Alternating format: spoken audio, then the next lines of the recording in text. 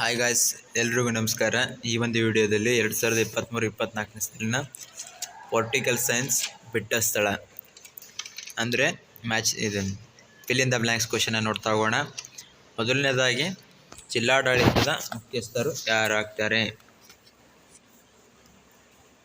ಜಿಲ್ಲಾಡಳಿತದ ಮುಖ್ಯಸ್ಥರು ಯಾರಾಗ್ತಾರೆ ಅಂತಂದರೆ ಜಿಲ್ಲಾಧಿಕಾರಿಗಳು. ನೀವು ಸರಿಯಾದಂಥ ಉತ್ತರ ಇಲ್ಲೇ ಮೇಲೆ ನೋಡಿ, ಮೇಲೆ ಮಾರ್ಜಿನ್ ಇದೆ, ಅಲ್ಲೇ ಇರ್ತೈತೆ. ಸೊ ನೆಕ್ಸ್ಟ್ ಕ್ವಶನ್, ಎರಡನೇ ಕ್ವಶನ್, ಡ್ಯಾಶ್ ರಾಷ್ಟ್ರವನ್ನು ಸಾಂಸ್ಕೃತಿಕ ವೈವಿಧ್ಯತೆ ನಾಡು ಎಂದು ಕರೆಯುತ್ತಾರೆ? ಸಾಂಸ್ಕೃತಿಕ ವೈವಿಧ್ಯತೆ ನಾಡು ಯಾವುದಂತಂದ್ರೆ ಭಾರತ ಆಗ್ತೈತಿ. ಲೆಸ್ಸೆಸ್-ಫೇರ್ ಪದದ ಅರ್ಥವೇನು? ಇದು ಒಂದು 7ನೇ ಪಾಠದಲ್ಲಿ ಬರ್ತೈತೆ. ಮುಕ್ತ ವ್ಯಾಪಾರ ನೀತಿಗೆ ಲೆಸ್ಸೆಸ್-ಫೇರ್ ಅಂತಾರೆ. ಡ್ಯಾಶ್ರಲ್ಲಿ ವಿಶ್ವಸಂಸ್ಥೆಯ ಅಸ್ತಿತ್ವಕ್ಕೆ ಬಂದಿತು. ವಿಶ್ವಸಂಸ್ಥೆ ಯಾವಾಗ ಅಸ್ತಿತ್ವಕ್ಕೆ ಬಂದಿತ್ತು ಅಂದರೆ 1945 ಅಕ್ಟೋಬರ್ 24ರಲ್ಲಿ. ಬಂಗಬಂಧು ಎಂದು ಡ್ಯಾಶ್ರನ್ನು ಕರೆಯುತ್ತಾರೆ. ಫಿಕ್ಸ್. ಇದೊಂದು ಕ್ವಶನ್ನ ಪ್ರತಿ ವರ್ಷ 2016, 17, 18, 19ರಲ್ಲಿ ಕೇಳಿದಂಥ ಪ್ರಶ್ನೆ. ಬಂಗಬಂಧು ಅಂತ ಯಾರಿಗೆ ಕರೀತಾರೆ ಅಂದರೆ ಶೇಖ್ ಮುಜಿಬುರ್ ರಹಮಾನ್ ಅವರಿಗೆ ಕರೀತಾರೆ. ಇನ್ನು ನೆಕ್ಸ್ಟ್ ನೋಡ್ತಾ ಹೋಗೋಣ.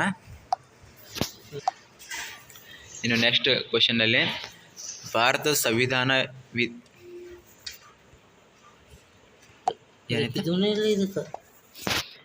ಒಂದನೇ ಪ್ರಶ್ನೆ ನೋಡ್ತಾ ಹೋಗೋಣ. ಕೇಂದ್ರ ಸೇವೆಗೆ ಒಂದು ಉದಾಹರಣೆ ಕೊಡಿ. ಕೇಂದ್ರ ಸೇವೆಗೆ ಒಂದು ಉದಾಹರಣೆ ಯಾವುದಂದ್ರೆ ಭಾರತೀಯ ರೈಲು ಸೇವೆ ಆಗ್ತೈತಿ. ಇನ್ನು ನೆಕ್ಸ್ಟ್, ಪ್ರಜಾಸತ್ತಾತ್ಮಕ ಚಳುವಳಿ ಎಂದರೇನು? ಪ್ರಜಾಪ್ರಭುತ್ವದಕ್ಕಾಗಿ ಹೋರಾಟ. ಇನ್ನು ಮೂರನೇ ಪ್ರಶ್ನೆ, ಸಾಲುಮರದ ತಿಮ್ಮಕ್ಕನವರು ಯಾವ ಜಿಲ್ಲೆಗೆ ಸೇರಿದವರಾಗಿದ್ದಾರೆ? ರಾಮನಗರ ಜಿಲ್ಲೆಗೆ. ಭಾರತದಲ್ಲಿ ಅಣು ಪರೀಕ್ಷೆಯನ್ನು ನಡೆಸಿದ ವರ್ಷ ಯಾವಾಗ ಅಂದರೆ ಭಾರತದಲ್ಲಿ ಅಣು ಪರೀಕ್ಷೆಯನ್ನು 1974ರಲ್ಲಿ ನಡೆಸ್ತಾರೆ. ಅದನ್ನು ಬುದ್ಧನ ಹಸುನಗೆ ಅಂತ ಕರೀತಾರೆ. ಅದೇ ರೀತಿ 1998ರಲ್ಲಿ ಶಕ್ತಿ 2 ನಡೀತೈತಿ. ಸಾಂಸ್ಕೃತಿಕ ವೈವಿಧ್ಯತೆ ನಾಡು ಎಂದು ಯಾವುದಕ್ಕೆ ಕರೆಯುತ್ತಾರೆ ಅಂದರೆ ಡ್ಯಾಸ್ ಐತಿ. ಭಾರತವನ್ನು ಈ ಒಂದು ಸಾಂಸ್ಕೃತಿಕ ವೈವಿಧ್ಯತೆ ನಾಡು ಮತ್ತು ಮೂಲ ನಿವಾಸಿತನ ಆಸ್ಟ್ರೇಲಿಯಾದಾಗ್ತೈತಿ. ಅದೇ ರೀತಿ ಸಾಂಪ್ರದಾಯಿಕತೆ ಇಂಗ್ಲೆಂಡ್ದಾಗ್ತೈತಿ.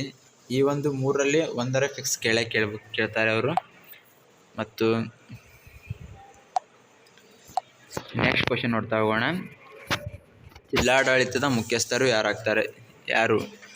ಈ ಒಂದು ಉತ್ತರ, ಜಿಲ್ಲಾಡಳಿತದ ಮುಖ್ಯಸ್ಥರು ಯಾರಾಗ್ತಾರೆ ಅಂತಂದರೆ ಜಿಲ್ಲಾಧಿಕಾರಿಗಳು. ಡ್ಯಾಶ್ ಯಾವ ರಾಷ್ಟ್ರವನ್ನು ಸಾಂಸ್ಕೃತಿಕ ವೈವಿಧ್ಯತೆ ನಾಡು ಎಂದು ಕರೆಯುತ್ತಾರೆ? ಪ್ರತಿಯೊಂದು 2016, 17, 18ರಲ್ಲಿ ಕೇಳಿದಂಥ ಪ್ರಶ್ನೆ. ಸಾಂಸ್ಕೃತಿಕ ವೈವಿಧ್ಯತೆ ನಾಡು ಭಾರತ. ಲೆಸ್ಸೆಸ್-ಫೇರ್ ಅರ್ಥವೇನು? ಲೆಸ್ಸೆಸ್-ಫೇರ್ ಅರ್ಥ ಮುಕ್ತ ವ್ಯಾಪಾರ.